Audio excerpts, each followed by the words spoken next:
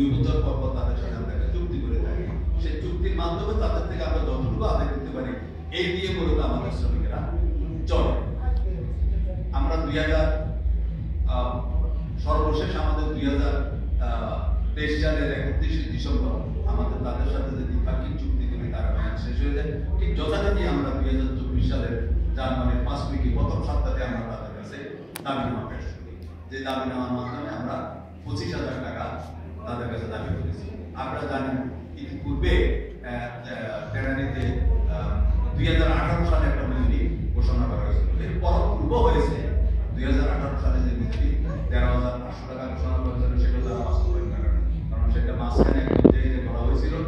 আমরা তাদের সাথে যে চুক্তি করেছিলাম চুক্তি বলে আমাদের ওই টাকা দিয়ে আমাদের শ্রমিকেরা চলছে।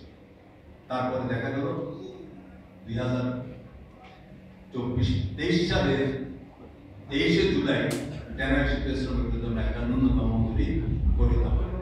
সেই মজুরি যে বোর্ড নিশ্চয় আপনারা অভিজ্ঞ, আপনারা সবাই জানেন, সেখানে পার্মানেন্ট একজন মালিকদের সদস্য সারা বাংলাদেশের মালিকদের পক্ষে মালিকদের একজন পার্মানেন্ট সদস্য থাকে, সারা বাংলাদেশের শ্রমিকদের পক্ষে একজন শ্রমিকদের পার্মানেন্ট প্রতিনিধি থাকে এবং একজন নিরপেক্ষ সদস্য থাকেন যিনি ঢাকা ইউনিভার্সিটি অর্থনীতি বিভাগের একজন অভিজ্ঞ একজন অধ্যাপক সেখানে দেওয়া।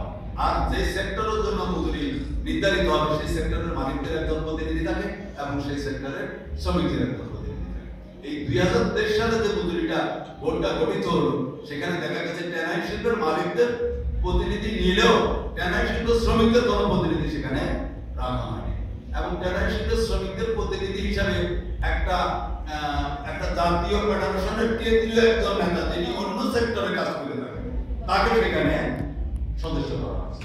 যার কারণে আমরা ট্যানারি ওয়ার্কার্স ইউনিয়ন খুব শক্তভাবে প্রতিবাদ করি এবং আমাদের বিভিন্ন পত্র পত্রিকা আপনার সাংবাদিক ভাইয়েরা সেখানে ভূমিকা রেখেছে এবং ট্যানারি শিল্পের সাথে যে সমস্ত উন্নয়ন সহযোগী সংস্থাগুলো আছে যারা কাজ করতেছে ট্যানারি শিল্পের বিকাশে, শ্রমিকদের মান উন্নয়নে, পরিবেশ রক্ষার্থে যে সমস্ত অর্গানাইজেশনগুলো কাজ করতেছে তারাও শক্তভাবে প্রতিবাদ করে।